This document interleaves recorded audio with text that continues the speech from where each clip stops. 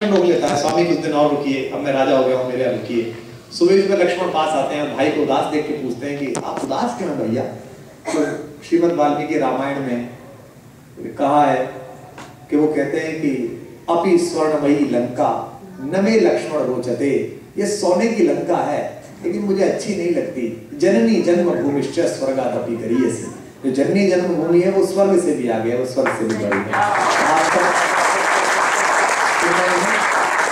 और दोस्तों, डॉलर की खनक आप सब जानते हैं, पूरी दुनिया जानती है, बड़ा सिक्का है, बड़ा तोल भाव करता है। पाकिस्तान में जाओ तो 100 रुपए का हो जाता है, हिंदुस्तान में जाओ 50 रुपए का हो जाता है। ये तो जब से आ रहा है तब से चीजें खरीदते में गुणा ही करता रहता है। 5 × 250, ये तो 250 रुपए का है, हमारे तो 100 का ही आता है। मगर तू कुछ नहीं कर सकता, खा ली जाएगा। मगर तू जहां जहां जा रहा ब्रोशर्स इकट्ठे करके ले जाएगा।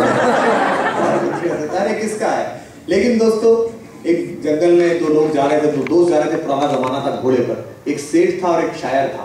अचानक सेठ जी ने कहा कि मुझे कुछ आवाज आई, शायर साहब जरा रुकिए। तो उसने कहा मुझे तो कुछ आवाज नहीं आई, बिल्कुल ठीक ठाक है। बोले नहीं, मुझे कुछ आवाज आई।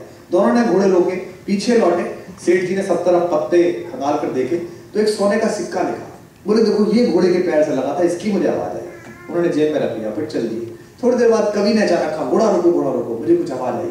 उसने कहा मुझे तो सब आवाज आती है, सिक्के की भी आई थी, मुझे तो कोई आवाज नहीं। बोले नहीं रखो, कहीं कुछ है। शायर नीचे उतरा और उसने थोड़ी दूर जाकर देखा कि एक मकड़ी के जाले में एक तितली फंसी हुई फड़फड़ाहट कर रही है। उसने कहा इसकी मुझे आवाज आई।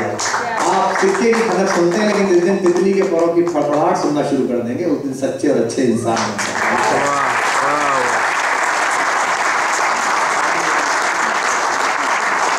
चलो एक कविता सुनाता हूँ। कन्ना साहब ये सब मैंने इसलिए सुनाया कि बाद में आप मेरी कथा भी करा सको।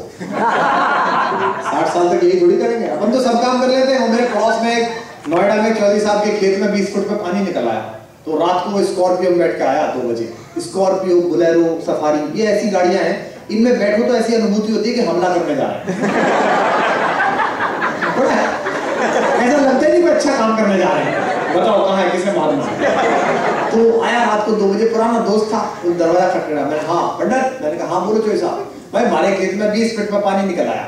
मैंने कहा और क्या इसकी निकल?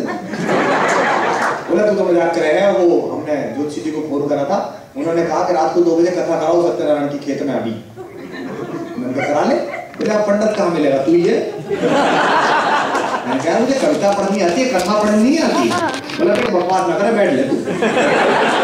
तो मैंने कहा ये तो ले जाएगा उठा, इससे अच्छा चलो सम्मान भी बचा रहेगा, हम भी बचे रहेंगे। तो मैं अंदर गया, माता जी के कमरे में वहां सत्यनारायण की पोथी रखी थी, पुरानी सी। माता जी सोरी थी, मैं उठा लाया, मैंने पढ़ देंगे, बाँचना ही तो है। हम चले गए। अब वो खेत में उसके में उस जैसे 15-20 अखिल भारतीय दारुल की प्राप्ति बैठी हुई थी सामने। सुरापान चल के किए, हाँ भाई पंडित शुरू कर। तो मैंने शुरू करा, एक दाने निशारण्य। अब वो हवा चली तो 15-20 पन्ने उड़ गए। तो 5-7 मिनट की कथा करके मैंने कहा और इसके साथ कथा समाप्त होगी। तो चौधरी बोला रे बावला समझाए, कथा कहाँ समाप्त हुई? इसमें लीलावती कलावती तो आएंगे। मैंने कहा देख रहे चौधरी, लीलावती कलावती भले घर की औरतें हैं, वो आधी रात किसी के खेत में खाने जाती हैं।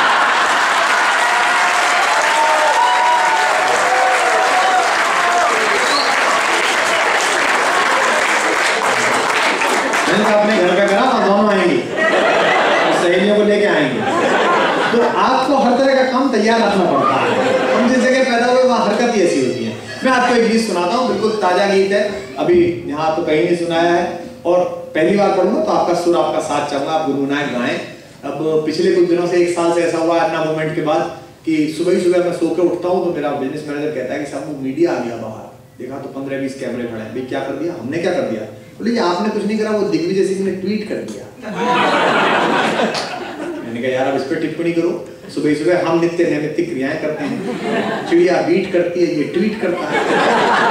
कहाँ तक टिप्पणी करो? लेकिन अब बोलना पड़ता है, सब कुछ चलता रहता है। लेकिन मुझे कभी समझ में नहीं आता कि इतने टेलीविजन एक्सपोजर इतने सारे के बाद, लेकिन मैं मूलतः शायर हूँ, मोहब्बत का शायर हूँ। तनवीर गाजी ने कहा मेरी आंखों में मोहब्बत की चमक आज भी है, मेरी आंखों में मोहब्बत की चमक आज भी है, हालांकि उसको मेरे प्यार पे शक आज भी है। नाव में बैठ के धोए थे उसने हाथ कभी, पूरे तालाब में मेहंदी की महक आज भी है।